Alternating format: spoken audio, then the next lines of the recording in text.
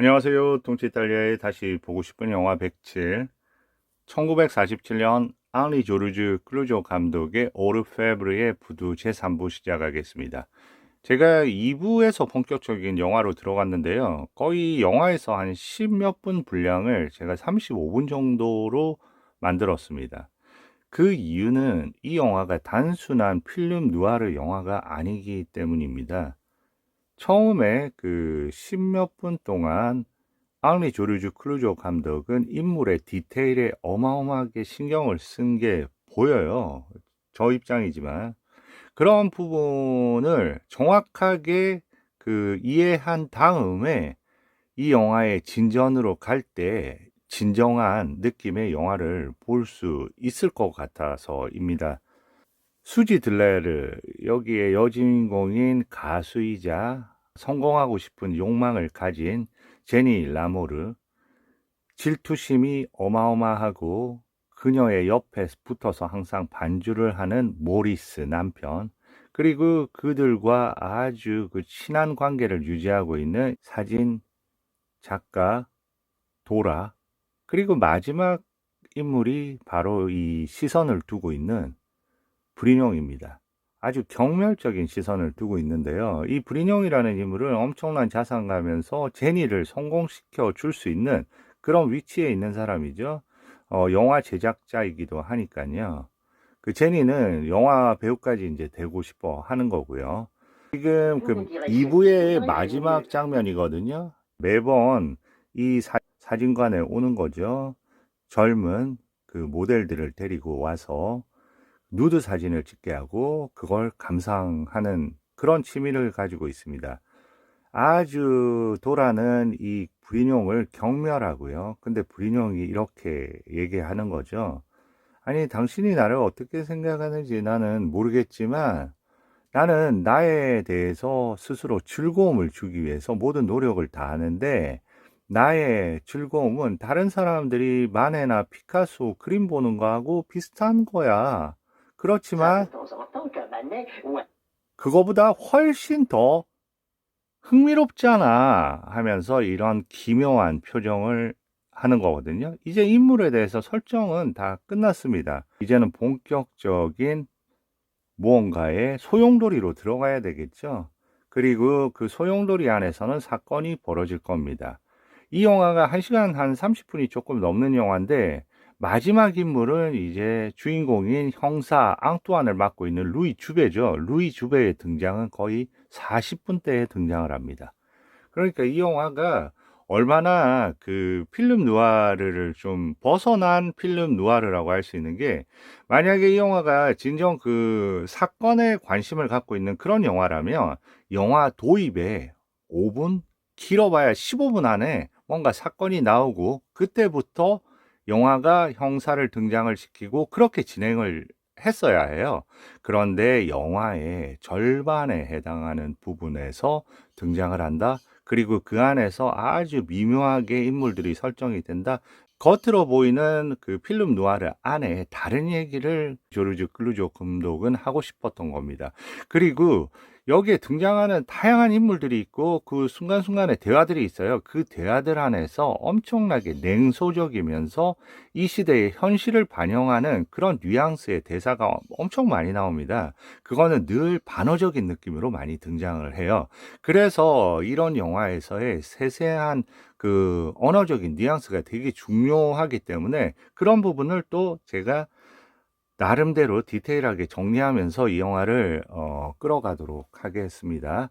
자, 다음 장면으로 갈게요.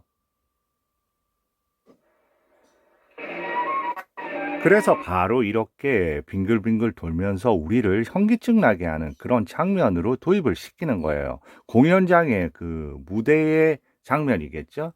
그래서 이 영화는 엄청난, 제가 2부에서 방향성, 뭔가 질주하는 느낌이 있다고 했죠. 본격적인 질주가 시작되고 몽타주 자체도 아주 리듬이 보다 좀 빨라지고 급박해지는 부분으로 나아갈 거거든요. 그리고 또 저는 앙리 조르주 클루조 감독의 이 영화에서 특히나 영화를 따라가면서 좀 압박감을 저도 느껴요. 관객한테 그런 걸 주려고 했던 게 아닌가 하는 생각입니다. 전체적인 연출에서 그 틈을 안 줍니다. 틈을 안 준다는 게 리듬적인 부분에, 물론 완벽한 연출이기도 하지만 리듬적인 부분에 엄청난 압박감.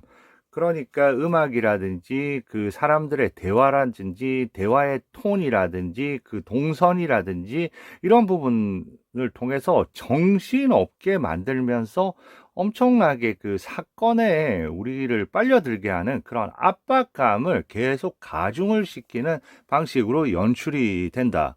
그래서 그 영화를 보고 있는 동안 계속해서 그 디테일에 들어가게 되면 엄청나게 복잡하고 엄청나게 막 긴장감이 생기는 이상으로 압박감이 너무 심한 영화가 아닌가 생각을 합니다.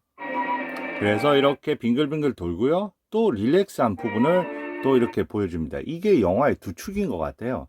그래서 이들이 끌고 오는 거는 디렉테르, 여기에 우두머리하고 그 일하는 사람하고 대화입니다.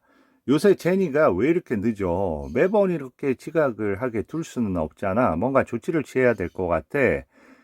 오늘부터 제니하고 제니 뒤에 있는 프로그램하고 순서를 바꿔. 예전에 2부에서 잠깐 보여드렸지만 제니의 노래 프로그램 다음에는 자전거를 타는 두 명의 고개사잖아요. 근데 그 고개사 프로그램을 앞으로 땡기고 제니를 뒤에 두라는 겁니다. 담당자가 얘기합니다.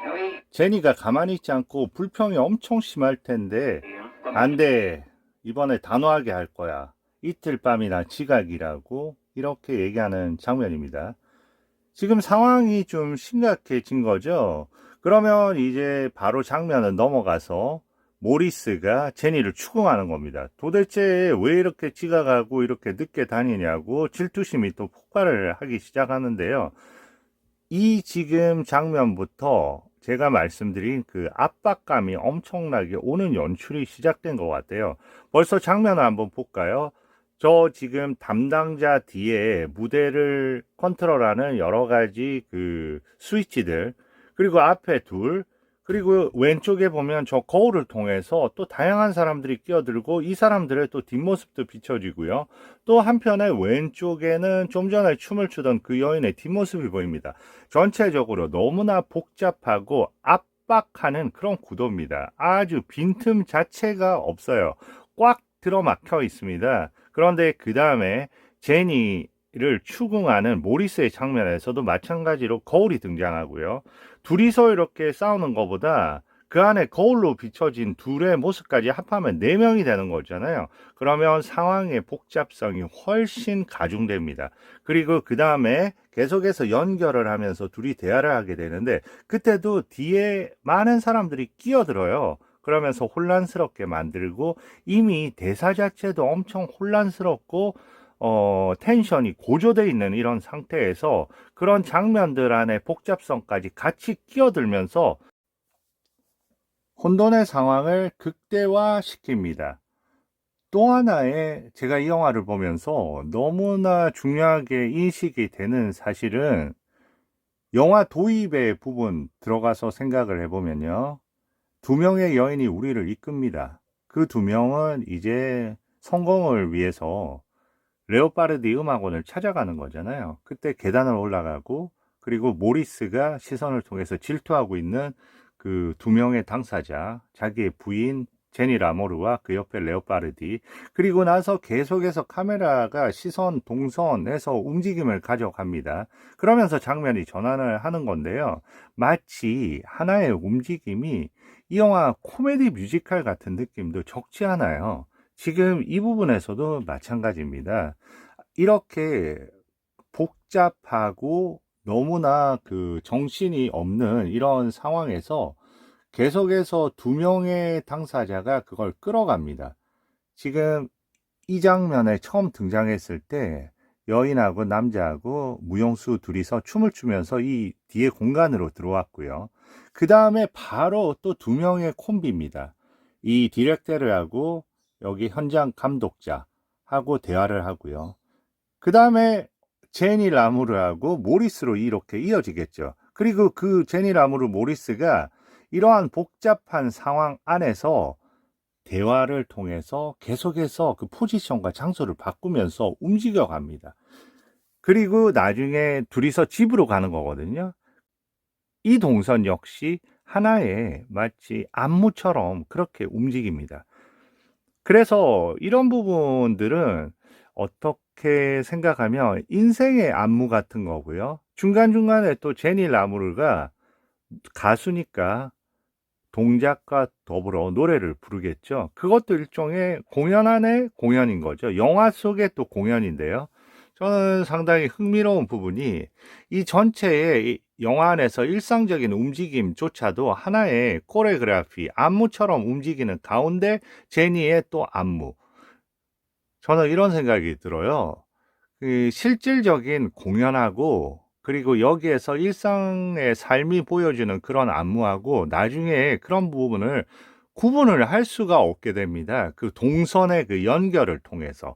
그래서 이 앙리 조르주 클루조 감독의 연출은 결국은 이 뮤지컬이라는 공간 그리고 주인공의 직업인 가수 그걸 통해서 끊임없이 음악이 오고 가잖아요. 그 안에 음악을 통해서 진정한 공연 그리고 우리가 현실 속에 살아가는 그런 인생들 자체도 하나의 공연처럼 그 둘을 분간할 수 없는 하나의 심연의 느낌 속에서 우리가 끼워 맞춰져서 돌아가는 우리의 운명이 그 안에 휘둘리는 마치 뭐 쉽게 그런 얘기를 하잖아요. 하나의 연극 같은 인생이다.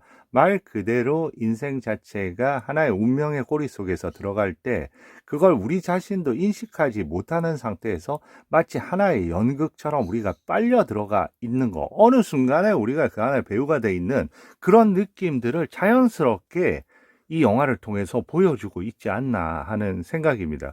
그러니까 결국은 어떤 내용보다는 그 안에 어떻게 형식을 통해서 보여주는가. 그 과정, 그게 예술이잖아요. 그런 부분에서 이 앙리 조르주 클루조의 감독의 이 영화에서 연출은 엄청난 그 심연이 있는 거죠. 단순한 그 줄거리가 아니고 이 영화는 저는 오히려 그런 그 삶의 코레그라피라고 할 수 있는 삶의 안무가 저는 이 영화의 진정한 주제가 아닌가 하고 생각을 하면서 이 부분으로 또 들어가 보겠습니다. 누비앙티 하면서 시작을 하죠. 너 어디 있었어? 시작 장면은 지금 거울을 보고 있는 제니입니다. 그리고 그 중간에 끼어들어 있어요. 다시 말해서 하나는 태어난 척 하는 거고 하나는 또 뭔가를 숨기고 있는 제니 사이에 들어와서 그 진실을 밝히려는 모리스를 보여주는 거죠. 모리스는 지금 화면 바깥에 있는 거고요. 모리스가 화면 안으로 들어오면 또 4명이 되겠죠. 그림자의 2명, 그리고 실질적인 2명. 이렇게 4명, 3명 이렇게 빠지면서 혼돈을 주게 되는 거죠. 상황의 심각성을 좀 더 부각시키는 장면이고요. 대화가 이어진 다음에는 이제 진실을 조금 말할 수밖에 없는 상황에 이르고 그때는 제니가 일어서서 제니가 이제 움직이면서 또 다른 구도를 만들게 되는 그런 장면입니다. 미용실에 있는데 도대체 그 머리 꼴이 뭐냐고 너 거짓말하는 거 아니야? 이런 식의 부분입니다. 꼬멍 지스트모 또 다른 얘기를 합니다. 알프레드랑 약속이 있었는데 늦어서 기다렸다고. 근데 10시까지 거기에 있었냐? 이러면서 계속 또 도대체 어디 있은 거야? 하고 추궁을 하니까요. 이렇게 일어서면서 중요한 분하고 아페리티프를 한 잔 했다고 이제 실토를 하는 거죠. 중요한 분이라고 하니까 갑자기 얘기합니다. 불인용이지? 지금 이런 장면, 갑자기 옷을 갈아입는 장면이 나오는 거는요. 지금 상황이 혼란스러운 상황, 거울까지 동반을 해서 4명으로 비춰주면서 혼란감을 가중시키다가 갑자기 제니가 저렇게 거리를 떨어뜨리면서 가니까 그런 분위기가 좀 다운이 될까봐 이제 분주하게 수선스럽게 옷을 갈아입고 여러 가지 제스처를 취하는 장면을 함으로써 그런 분위기를 그대로 이어가는 거죠. 한번 볼까요? 왜 그 사람이야? 도라가 얘기를 했구나 하면서 그때 무샤르데라는 단어를 쓰거든요. 제가 밀고자 영화를 벌써 두 편을 소개해 드렸는데요. 하나는 장피에르 멜빌 거고 하나는 존 포드 감독 예전에. 그런데 그 밀고자를 얘기할 때 불어에서 쓰는 말 중에 무샤르데라는 표현이 있습니다. 지금 저 단어를 사용을 했다는 거는 제니를 바라보는 그 시선이 얼마나 삐뚤어져 있는지를 알 수 있죠. 이 나한테 그 얘기를 했어야 되고, 그리고 브린용이 얼마나 나쁘고 더러운 놈인지에 대해서 얘기를 하는 겁니다. 제니가 딱을 너 입 닥쳐 자땅댔어. 나는 그렇게 막 더럽게 돈을 번 그런 거 좋아. 왜냐면 그게 자본가잖아. 그게 자본가라는 단어잖아. 난 자본가 좋아해. 이 안에서 여러 가지 이렇게 냉소적인 시선이 다 들어있는 얘기고요. 그 다음에 나아갑니다. 너는 돈을 매번 못 벌고 그러니까 불인용을 시게 하는 거야. 나는 너처럼 그렇게 행동하지 않을 거야. 나는 세상에서 내가 가진 지분을 내가 차지할 거라고. 맞박 하면서 얘기를 하죠.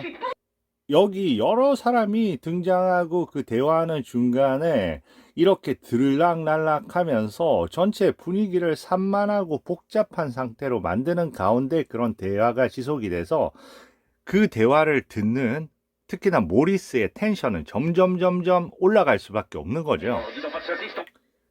이렇게 좀 전에는 단어를 썼거든요.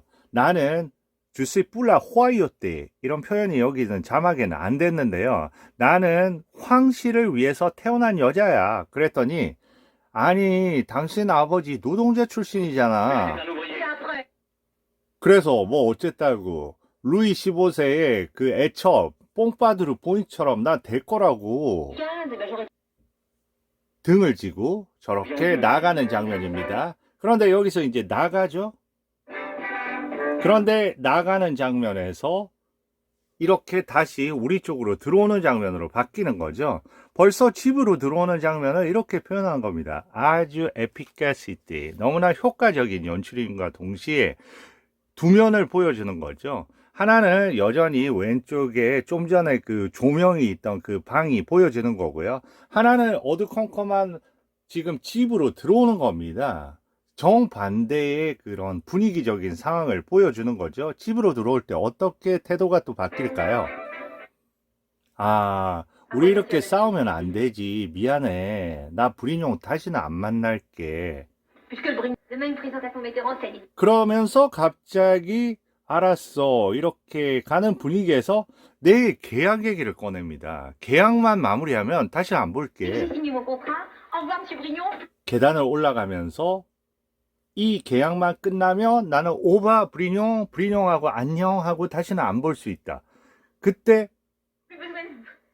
뭐라고? 내일 본다고? 점심 약속이고 그리고 감독도 같이 나온다고 했어. 너 안 돼.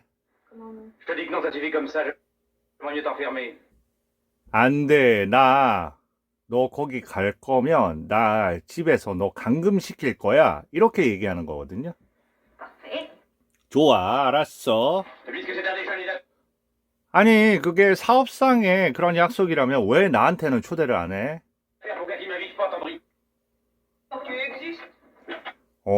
그럴 수밖에 없지. 당신이 존재하는지를 모르니까. 아니, 너 결혼한 거 얘기 안 했어? 뭐야, 그렇게 바보야? 내가?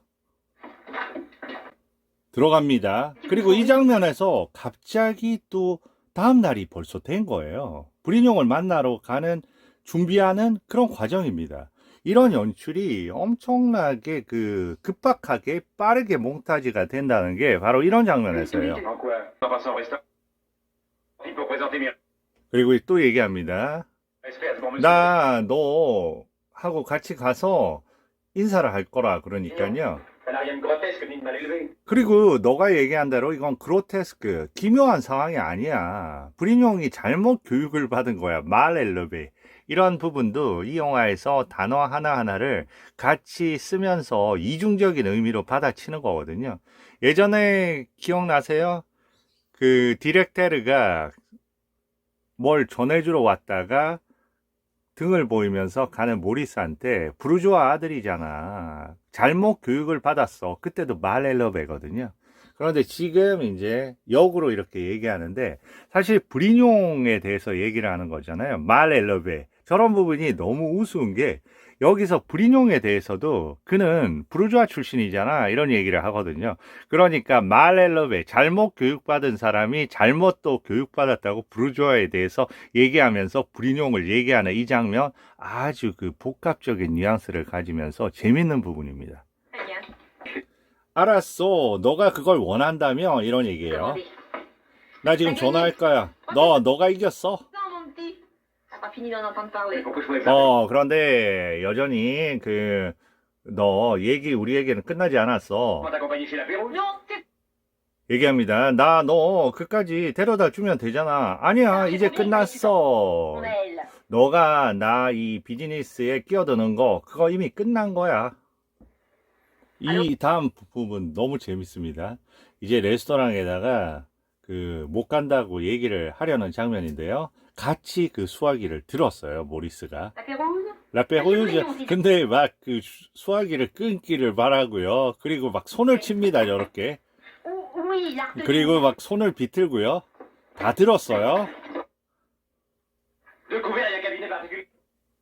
이 장면, 느크비네 아까비네 파티큘리에가 무슨 얘기냐면, 너희들 2명 예약했더라. 그리고 어떤 특별한 방에서 예약을 했더라. 그딴 게 무슨 비즈니스 약속이야? 내가 가볼게. 이런 거죠. 모리스, 내가 그 계약을 뒤집어 버릴 거야. 막 이러면서 나가는 거죠. 빡하게 자동차를 세우고요. 그리고 위로 올라갑니다. 그리고 안 보내주니까 내가 그 여자의 말을 전달하기 위해서 왔다고 하니까 들여다 보내주죠. 문을 엽니다.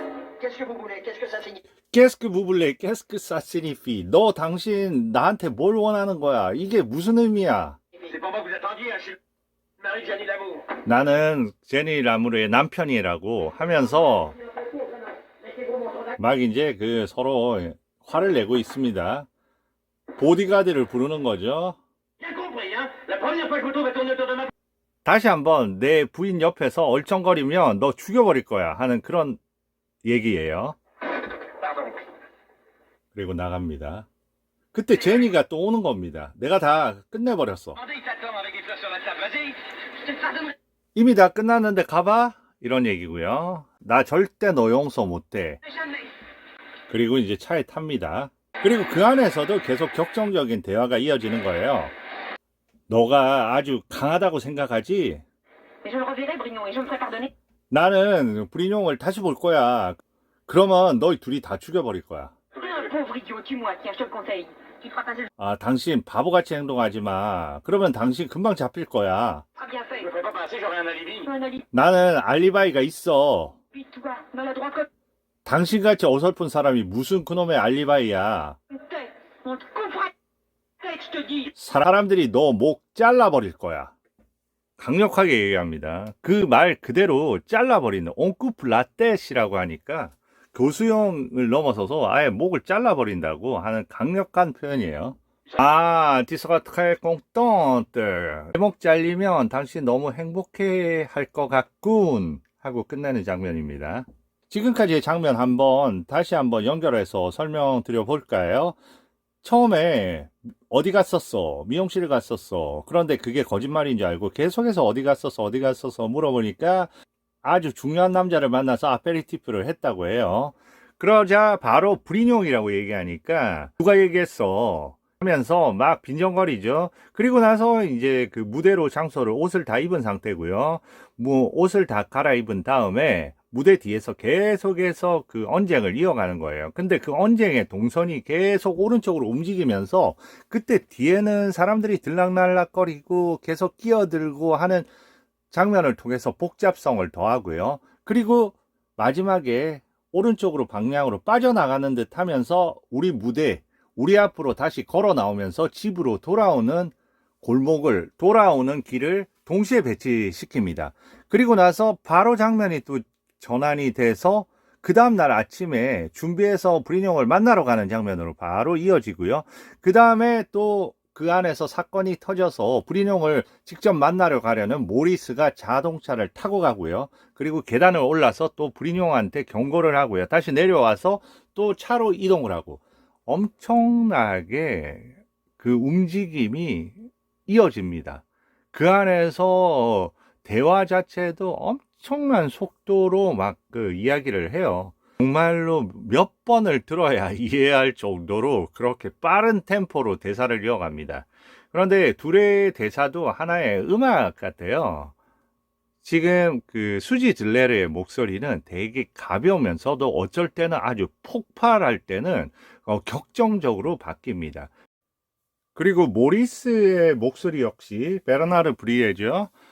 시무룩한 듯 좀 체념적이다가 그런 목소리는 앞으로 갈수록 또 많이 등장을 하게 될 건데요. 폭발할 때는 질투심 때문에 자신이 말하고 싶은 생각의 속도를 말 자체가 능가해버리는 그런 느낌을 줍니다. 그러니까 수지 들레르 역시도 아주 그 고음의 얇은 목소리로 때때로 폭발할 때는 그 목소리의 굵기가 거의 폭발적이 되거든요. 그런 목소리하고 베르나르 블리에의 아주 체념한 듯한 그런 다운된 듯한 목소리에서 갑자기 불같이 폭발할 때는 그 속도를 가늠할 수 없을 정도로 질투심의 속도를 느끼게 됩니다. 두 주인공들의 소리의 높낮이와 갑작스러운 그 진폭의 변화, 이런 것들이 교차하면서 또 다른 뉘앙스를 만들어주고요. 그런 뉘앙스들은 앞으로 올 루이 주베의 암이면서 그 안에 분간을 할 수 없을 정도의 급격한 변화를 뱀이 꿈틀거리는 듯한 아주 기교적인 그런 저음의 목소리와 함께 또 겹쳐지면서 또 다른 분위기를 만들어내는 게 이 영화에서는 또 하나의 중요한 포인트가 아닌가 하는 생각입니다. 격정적인 장면 다음으로 갑자기 이렇게 또 화사하고 온화한 장면으로 들어오네요. 바로 도라의 스튜디오입니다. 음악도 아주 그 온화하고 뭔가 노스탈직한 그런 음악이고요. 인화를 하고 있는 장면이죠. 바로 제니의 사진입니다. 도라가 제니를 보는 그런 장면이죠. 그리고 너무 흐뭇해하면서 그 사진을 가져다 주려고 하는 거죠. 바로 위층에 제니랑 모리스가 살잖아요. 그런데 음악과 더불어 모리스와 제니가 함께 사랑을 나누는 그런 장면을 보고 아주 그 슬픔에 젖어 있는 모습입니다. 그리고 좀 전에 나온 그 음악을 통해서 다음 장면으로 또 이어지거든요. 이 음악의 가사 자체가 도라의 심정을 그대로 표현해주는 가사입니다. 스네자메 모두 내 차례는 없는가? 언제 내 차례인가? 어떤 팔도 나를 감싸주지 않네, 이런 뜻이거든요.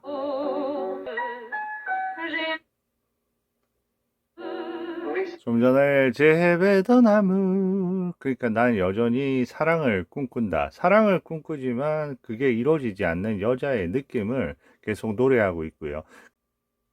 바로 그때 레오파르디가 모리스한테 달려옵니다.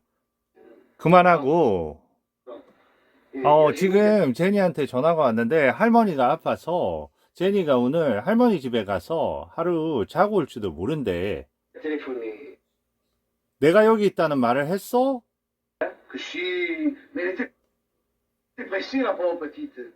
그런데 급했나 봐. 그런데 이상해. 뭔가 있는 게 아니야. 그러니까 지금 레오파르디가 예전에도 그런 얘기 했잖아요. 깰 멍떨리 때 지금 무슨 생각하는 거야? c'est pas drôle. 여기서도 Imaginer dans 또 너 무슨 상상하는 거야? ta tête. Une fille comme Génie, qui t'adore. 그리고 제니는 너를 얼마나 숭배하는데, 너밖에 없는데, Et qui t'est fidèle comme pas deux. 그리고 너한테 얼마나 그 순종적이냐. Oh, ce que c'est couillon. 이때 얘기합니다. 스크세 꾸이용. 남자를 얘기하는 속어가 있거든요. 꾸이용이라고. 남자들이랑 어떻게 이렇게 멍청하고 때로는 쓰레기 같은 생각을 하느냐. 이런 느낌이에요. 새로움 가득한 노래를 부르고 있는 진의 단테. 진의 그렇지 않아? Heureusement, 계속 하자고 하고요. mais ce n'est jamais mon tour. 마지막은 스네자메 모두. 내 차례는 결코 오지 않는다는 얘기로 해서 끝나고 이제 모리스가 들어오는 장면입니다. 집으로. berlin이 사는 그런 창문을 지나가고 있습니다. 꽁시에르즈. Monsieur Maurice, 모리스, 내가 전해줄 게 있는데 제니가 그 먹을 거, 그 송아지 고기하고 알 있고 강낭콩 요리 어디에다 뒀다고 얘기를 하는데 알았어, 나 그 얘기 다 들었어 하고 별로 관심 없이 그렇게 얘기를 합니다. 벌써 본인 안에 어떤 질투심으로 들어가 있는지 무슨 생각을 하는지 모르는 거죠. 그냥 하면서 뭐 걱정하지 마라 그렇게 하는데 계속 뭔가를 얘기해 주죠. 그때 저 멀찍이 수도 꼭지를 틀고 있는 남편이겠죠. 얘기합니다. 레스톤베이 내버려도 저런 놈 왜 챙겨? 불쌍한 녀석이야. 뽀버가 맥 하면서 끝나는 장면입니다. 어둠 속으로 이렇게 들어온 거죠. 먹을 거를 찾습니다. 그러다가 이 가스올 냄비 하나를 잡았습니다. 냄비에서 종이가 떨어진 거예요. 음악이 좀 더 따다다다다 긴장감을 좀 주는 음악으로 바뀌어 있고요.